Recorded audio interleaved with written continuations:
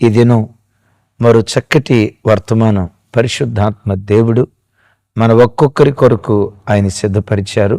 Already title మీరు చూసుంటారు కదా, నీ సమస్యల ఎత్తును చూడకు, దేవుని శక్తిని చూడు.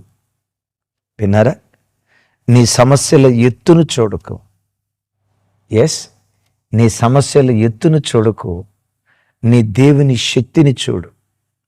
సమస్య, భక్తుడైన యోబు గారు ఇలా అంటారు, నిప్పురవ్వలు పైకి ఎగిరినట్లు నరులు శ్రమానుభవమునకే పుట్టుచున్నారు. నిప్పురవ్వ టప్ అని పైకి ఎగురుతుంది. అది ఎంత ఖచ్చితమో, గురుత్వాకర్షణ శక్తి చేత పైకి ఎగిరింది క్రింద పడుతుంది అనేది ఎంత వాస్తవమో, అదే యాపిల్ పండు కింద పడింది చూసారా, తూర్పు దిక్కున సూర్యుడు ఉదయిస్తాడు అనేది ఎంత వాస్తవమో, పడమటి దిక్కున సూర్యుడు అస్తమిస్తాడు అనేది ఎంత ఖచ్చితమో, నరుడుగా పుట్టిన తర్వాత సమస్యలు, శోధనలు, ఇబ్బందులు ప్రతి వ్యక్తి తన బ్రతుకులో తను ఎదుర్కోవాల్సిందే. ఎదుర్కొంటూ ఉన్నాడు, భవిష్యత్తులో కూడా ఎన్నో ఎదుర్కోవాలి, తప్పదు. అయితే క్రైస్తవ జన్మ, నీతో ఓ మాట, నీ సమస్యను చూసి నీ సమస్య ఎత్తు, నీ సమస్య వెడల్పు, నీ సమస్య ఎంత బలమైనదో పదే పదే నీ సమస్య ఎత్తును చూడకు. ఆ సమస్య ఎత్తుల మధ్యలో దేవుని శక్తిని చూడటానికి నువ్వు ప్రయత్నం చేయి. ఎందుకు సమస్యల ఎత్తును చూడకూడదు? సమస్యల ఎత్తును చూస్తే గుండెలో కలవరం బయలుదేరుతుంది, విశ్వాసాన్ని కోల్పోతావు, పిరికిదానిలాగా, పిరికివాడిలాగా నువ్వు మార్చబడతావు. ఎప్పుడు సమస్యల ఎత్తును చూసి నా సమస్య ఎంత పెద్దది, నాకున్న ఇబ్బంది ఎంత పెద్దది, నా కుటుంబంలో నేను ఎదుర్కొంటున్న ఆటుపోట్లు ఎంత పెద్దవని పదే పదే సమస్యను గురించి మాట్లాడితే ఆ సమస్య నీ గుండెలో కలవరాన్ని పుట్టిస్తుంది. మీకు మాట చెప్తాను, 1 రూపీ కాయిన్ ఉంది, 1 రూపీ కాయిన్ ఉంది. ఆ 1 రూపీ కాయిన్ కంటికి దగ్గరగా పెట్టుకోండి, ఈ కన్ను మూయండి, దీని కంటికి దగ్గరగా పెట్టుకొని చూడండి, ఏం కనపడుతుందో చెప్పమంటారా? చీకటి. చీకటి. ఆ సమస్యను నీకు దగ్గరగా చూస్తే చీకటి తప్ప ఏమీ కనపడదు. ఆ రూపాయి కాయిన్ దూరంగా పెట్టి చూడండి, అఫ్కోర్స్ సమస్య ఉంది, నేను లేదంటలా. అయితే ఆ రూపాయి కాయిన్తో పాటు చుట్టూత విశాలమైన విశ్వం నీ కంటికి కనపడుతుంది. విన్నారా? నిజమే. వేగు చూసి రండి బాబు అంటే అదే. కనాను దేశాన్ని వేగు చూసి రండి అని చెప్తే వాళ్ళలో 10 మంది చూసి రమ్మంటే కాల్చి వచ్చే బ్యాచ్ అంటారు చూసారా, చూసి రమ్మంటే తగలబెట్టేట్టు బ్యాచ్ అంటారు చూసారా. ఆ 10 మంది ఆ అమాలేకీలను చూసి వారి పక్కన మేము మిడతల్లాగా ఉన్నాము అన్నారు. బాబోయ్, భయంకరమైన దేహదారుఢ్యం, వాళ్ళ ముందు మేము మిడతల్లాగున్నాం, మమ్మల్ని నంచుకొని తింటారు. వాళ్ళ ముందు చూడండి, అక్కడ నెఫీలీల సంబంధులైన అనాకు వంశపు నెఫీలీలను మేము చూచితిమి, మా దృష్టికి మేము మిడతల వలె ఉంటిమి, వారి దృష్టికి అట్లే ఉంటిమి. చూసారా? మరి వాళ్ళ దృష్టికి అట్లాగే ఉన్నట్లు వీళ్ళకి ఎట్ట తెలిసిందో ఏమో. మరి మా దృష్టికి మేము మిడతల వలె ఉంటిమి. ఏంటంటే వాళ్ళు ఎత్తును చూస్తున్నారు. దైవజనమ, జీవితంలో ఎప్పుడు నీ సమస్య ఎత్తును చూడకో. ఆ 10 మంది సమస్య ఎత్తును చూశారు, నిజమే. అఫ్కోర్స్ వాళ్ళు దేహదారుఢ్యం కలిగిన వాళ్ళు ఉండొచ్చు, ఎత్తైన వాళ్ళు ఉండొచ్చు, బలమైన వాళ్ళు ఉండొచ్చు. ఆ 10 మంది ఆ మాట అన్నారు. ఆ మాట అంటాన్ని బట్టి చివరికి వాళ్ళ జీవితంలో ఏం జరిగిందో తెలుసా? కనానులో అడుగుపెట్టలేకపోయారు. దేవుడు వారి కొరకు దాచి ఉంచిన స్వాస్థ్యాన్ని పొందుకోలేకపోయారు. తమ్ముడు, కలవరం, పిరికితనం, భయం, దేవుని మీద విశ్వాసం ఉంచకుండా నేను కదిలించే పరిస్థితులు, నీ కొరకు దేవుడు ఏం దాచిపెట్టాడో దాన్ని నీకు దూరం చేస్తుంది అన్న సంగతి ఎప్పుడు నువ్వు మర్చిపోకు. సమస్య ఎత్తును చూశారు వాళ్ళు. అద్భుతం తెలుసా? కాలేబు, యెహోషువలు ఆ సమస్యల ఎత్తుల మధ్యలో సమస్య ఎత్తును చూడలేదు, కానీ దేవుని శక్తిని చూసి దైవజనుడైన మోషేతో అంటారు, యావత్ ఇశ్రాయేలు ప్రజలతో అంటారు, ఇశ్రాయేలీలారా, వారిని బట్టి మీరు ఎవరూ కలవరపడాల్సిన పని లేదు. వారిని జయించుటకు మనకున్న శక్తి చాలు. పై వచనాలు రైట్, 13వ అధ్యాయం 31, 32 ఆ ప్రాంతాల్లో ఉంటాయి చూడండి. రైట్, ఏమంటారు? వారి మీదకు పోవుటకు, కొంచెం బ్యాక్, రైట్. కాలేబు మోషే ఎదుట జనులను నిమలపరిచి, మనము నిశ్చయముగా వెళుదము, దాన్ని స్వాధీనపరుచుకుందాము, దాన్ని జయించుటకు మన శక్తి చాలును. నేను విన్నారా? నిశ్చయం, షో, కన్ఫర్మ్, గ్యారంటీ. నిశ్చయంగా మనం వెళ్తాం, దాన్ని స్వాధీనపరుచుకుంటాం, దాన్ని జయించుటకు మనకున్న శక్తి చాలు. నేనంట, కాలేబు, మనకున్న శక్తి చాలు అంటున్నావు, ఇంతకీ నీకున్న శక్తి ఏంటి? ఒక మాట, నీకున్న శక్తి ఏంటి? మాంస సంబంధమైన శక్తి? నో. మరి ఎవరు నీ శక్తి? సైన్యమా? కాదు. సైన్యాధిపతి? కానే కాదు. మరి ఎవరయ్యా నీ శక్తి? సైన్యములకు అధిపతి యెహోవా. దేవుడు మా శక్తి అయి ఉన్నాడు. ఆయన మా శక్తి అయి ఉన్నాడు. సమస్యను జయించడానికి దేవుడనే శక్తి మాకు చాలు. విన్నారు ఈ మాట? దేవుడనే శక్తి మాకుందో చాలు, ఆ శక్తితో మేము జయించగలుగుతాం అని కాలేబు ఆ తర్వాత యెహోషువ మాట్లాడారు. మీకు తెలుసు కదా, కాలేబు యెహోషువలే కనానులో అడుగు పెట్టారు. అవిశ్వాసం కలిగిన వాళ్ళు ఎవరు అడుగు పెట్టలేకపోయారు. తమ్ముడు, చెల్లి, నీ సమస్య ఎంత ఎత్తైనదైనా సమస్య వైపు చూడకు. ఆ సమస్య కంటే శక్తివంతుడైన నీ దేవుని వైపు చూడు. పేతురువారు యేసయ్య నీళ్ళ మీద నడుచుకుంటూ వస్తూ ఉంటే, అయ్యా, నేను కూడా నడిచేటట్లు నాకు కృప ఇవ్వు. ప్రభు ఎంత గొప్పోళ్ళో తెలుసా? ఆయన ఎంత అద్భుతం చేశారో అలాంటి అద్భుతాలు మనం చేయాలి ఆశపడేవారు. ఇంకా ఆయనకున్న గొప్ప గుణం, ఆయనకంటే గొప్ప కార్యాలు చేయాలి అనేది ఆయన ఆశ.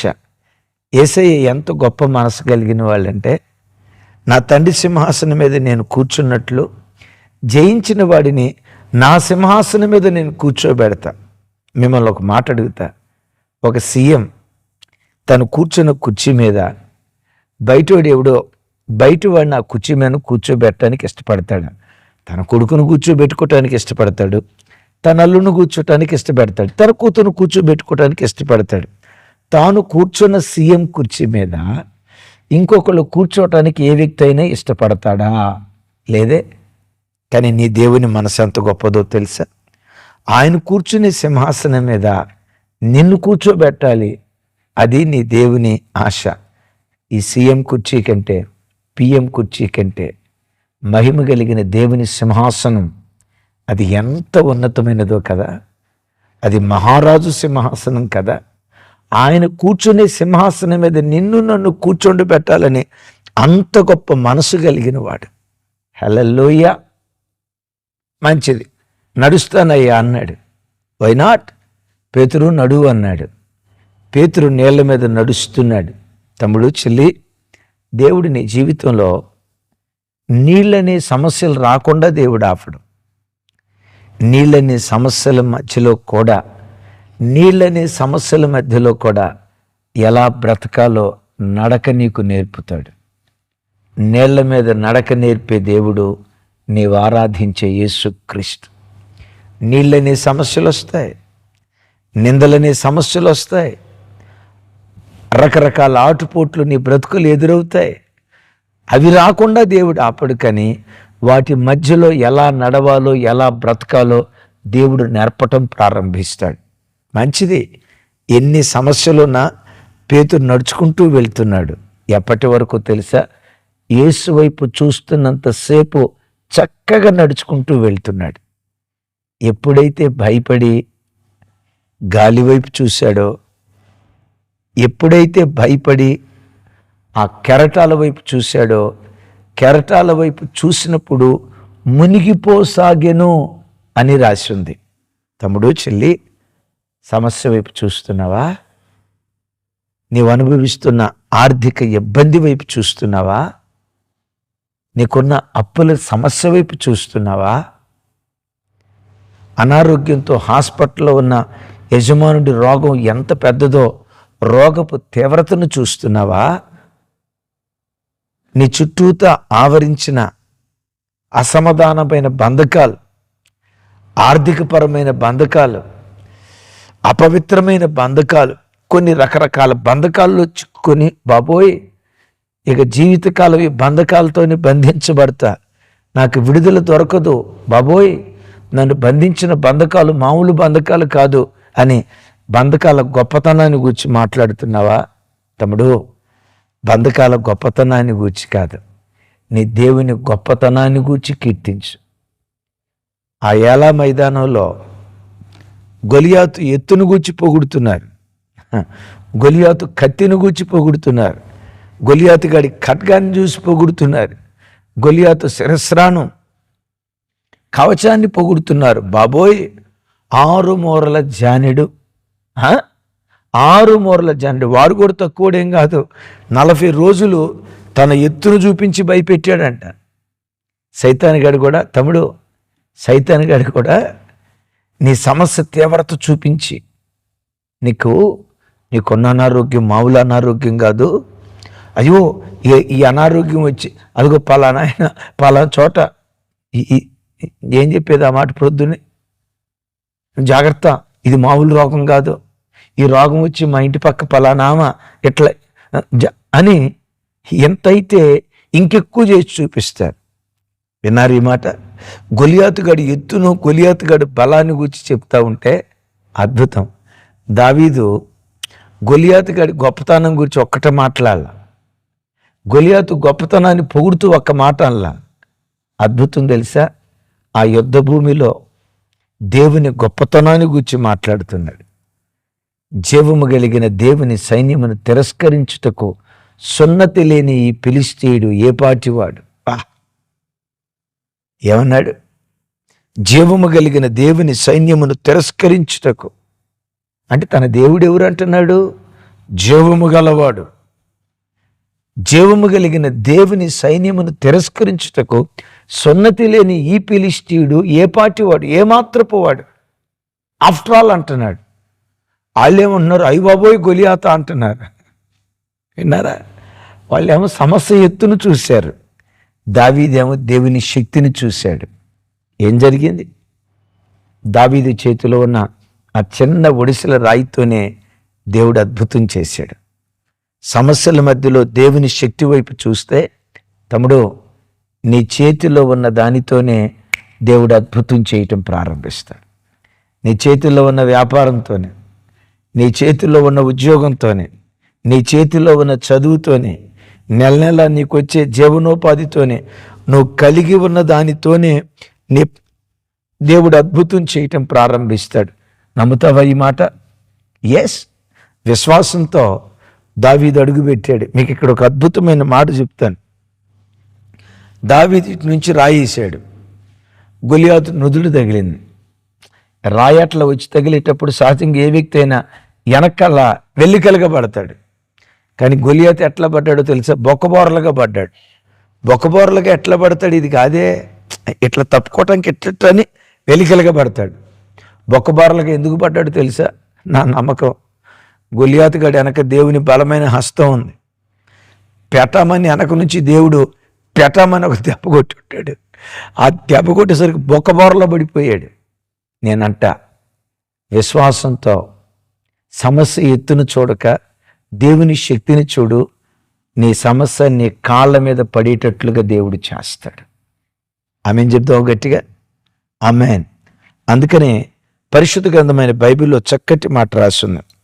చూడండి, కీర్తనల గ్రంథం 93వ కీర్తన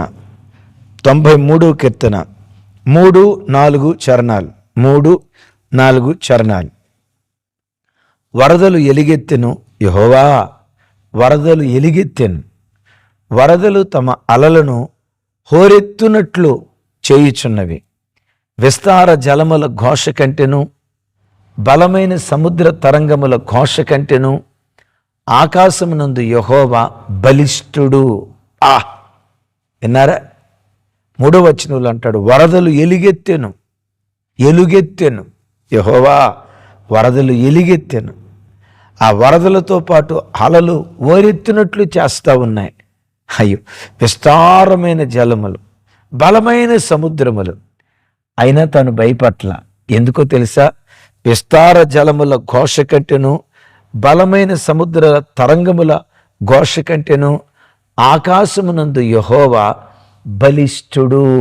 అనండి ఒకసారి, ఆకాశమునందు యెహోవా బలిష్ఠుడు. వేటికంటే?